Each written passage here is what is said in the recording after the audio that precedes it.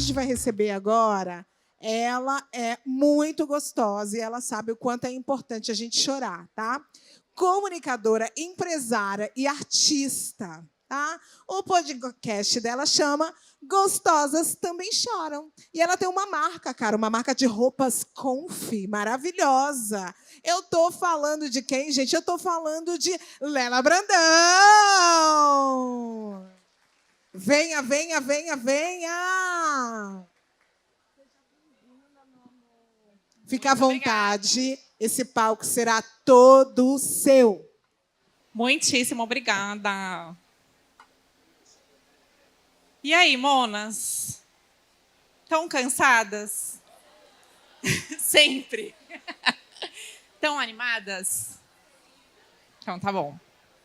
Eu tô cansada, animada, gostosa, chorona, como sempre. Gente, hoje eu vim... Oi, tudo bom? Como é que vocês estão, gente? Eu vim hoje falar uma receita infalível para você bombar na internet, caso esse seja o seu interesse. Então, só para contextualizar, meu nome é Lela Brandão, eu tenho 30 anos, 10 desses anos eu trabalho com internet. Já fiz desde arte em parede, já fiz arte de rua. Hoje eu tenho uma marca de roupas confortáveis, chamada Lela Brandão Co. E eu tenho um podcast também, como vocês sabem, seríssimo, muito respeitado, chamado Gostosas Também Choram.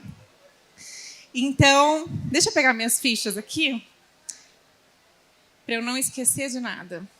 Eu trouxe 4 passos, caso você queira bombar na internet. Seja se você quer ser influenciadora, se você quer divulgar sua marca, vai funcionar. Fica comigo. Então, passo número 1. Fazer conteúdo todo dia. Não importa o que acontecer, você precisa fazer conteúdo todo dia. Se você acordou naquele dia que você está cheia de carisma para dar e vender, ou se você acordou naquele dia que nem dá bom dia, você tem energia, já te exige um esforço inumano para articular um bom dia para quem está do seu lado, não importa, gente. Precisa fazer conteúdo todo dia. Além de fazer conteúdo todo dia, você precisa comunicar o que você quer em até 1 minuto. 1 minuto e meio, mas assim, menos de 1 minuto é melhor. Não importa se o conteúdo é assim, o resumo de um livro de 300 mil páginas que você leu. Não importa, gente. Precisa fazer caber em 1 minuto e precisa pegar a atenção da pessoa nos 3 primeiros segundos. Então, assim, se o seu conteúdo for muito legal, muito articulado, muito interessante, mas se nos 3 primeiros segundos você não fizer alguma coisa que capte a atenção da pessoa, infelizmente vai flopar.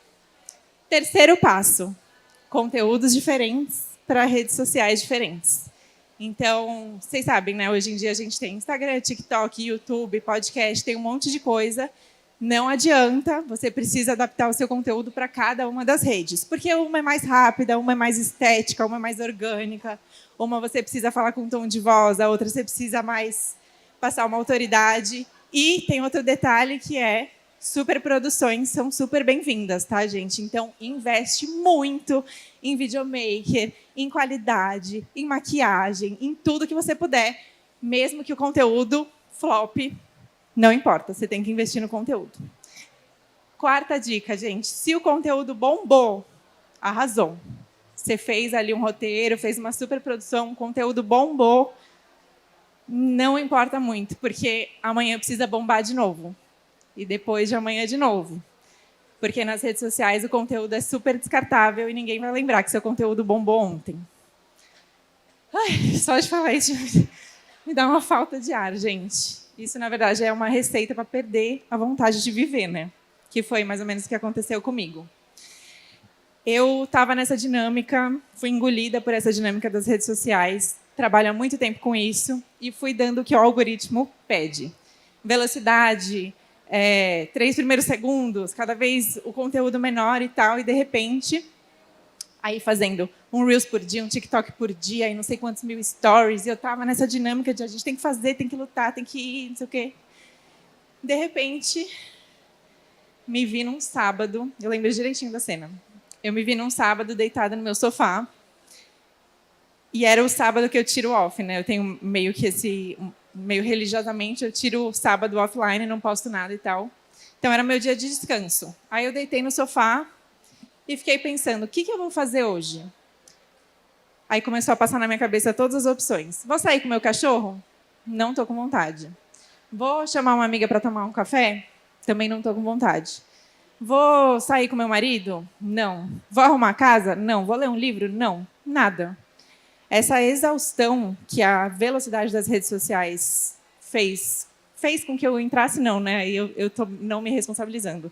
Me impulsionou a entrar e eu acordei, como é que chama isso? Assinei, concordo e aceito os termos, concordei com os termos. Fez com que eu perdesse a conexão com o meu desejo. Eu não queria mais fazer nada. E aí, em português, a gente tem uma palavra que a gente sempre fala que é estou sobrecarregada, estou exausta, estou cansada. Mas eu sinto que isso não traduz esse sentimento. Eu não sei se já sentiram uma sensação de que você está superaquecida. Vocês já sentiram isso? Tem uma palavra em inglês que eu adoro para descrever essa... Eu uso sempre para descrever para minha psicanalista, que é overwhelmed, que é tipo assim, não é sobrecarregada, é tipo esmagada, é superaquecida. Tipo, a imagem que vem na minha cabeça é uma engrenagem que rodou demais, começou a derreter, as outras engrenagens começaram a engolir ela, e era exatamente assim que eu estava me sentindo. Então, nesse momento, eu estava superaquecida, sobrecarregada, exausta, desconectada do que eu gosto, dos meus desejos, e mesmo trabalhando esse tanto que me fez terminar desse jeito, largada no sofá sem querer fazer nada, eu não me sentia conectada com as pessoas que me acompanhavam. E aí eu comecei a pensar, né? Que conexão que cabe em até 15 segundos? Qual é a densidade, qual é a profundidade desse quanto que a gente consegue colocar dentro de 15 segundos? Quanto que a gente consegue se conectar? Qual é a profundidade do conteúdo que a gente consegue passar em até 15 segundos? Mesmo que seja 15 segundos todo dia, em todas as redes. É muito superficial.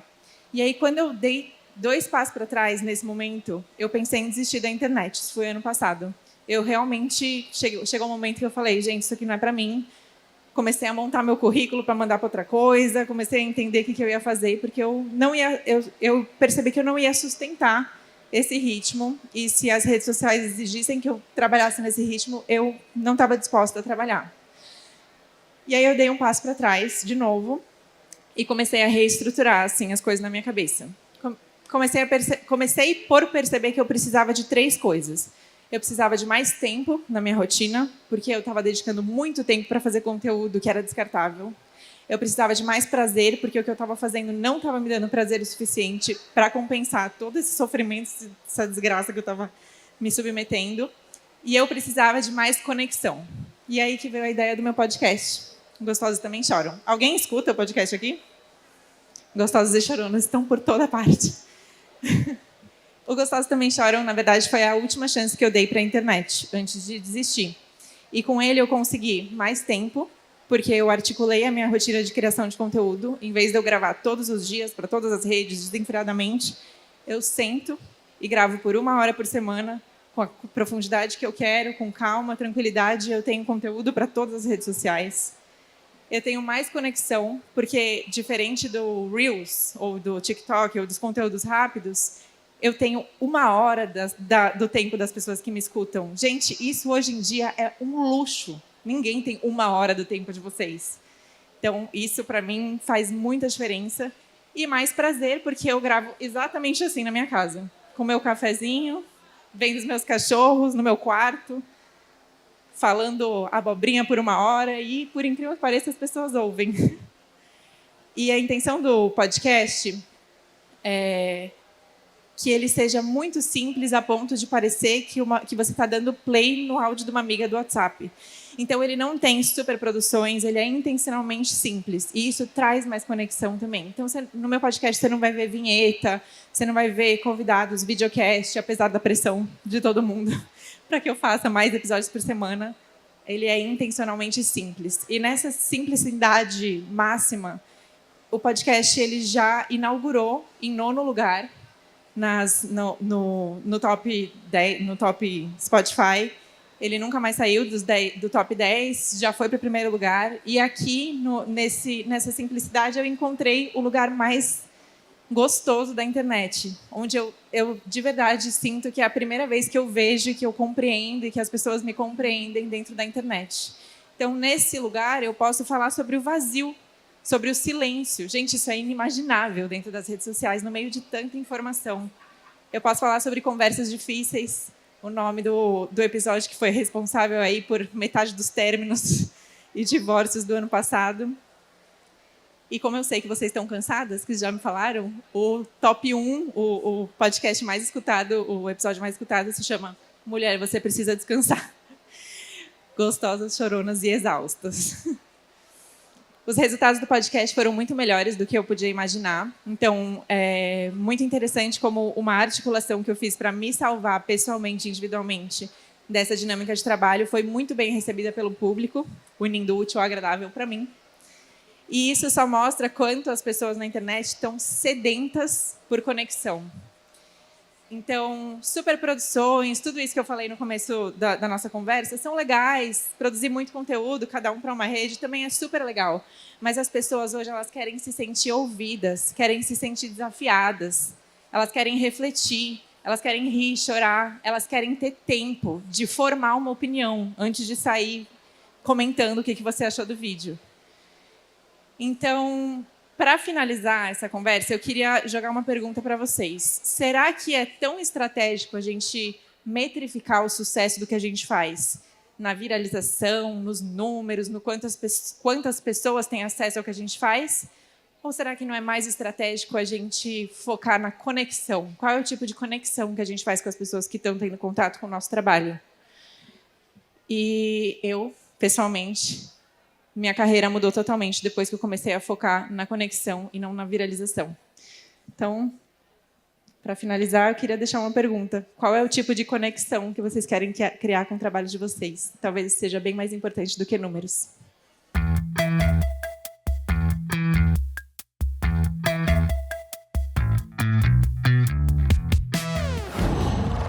Uau!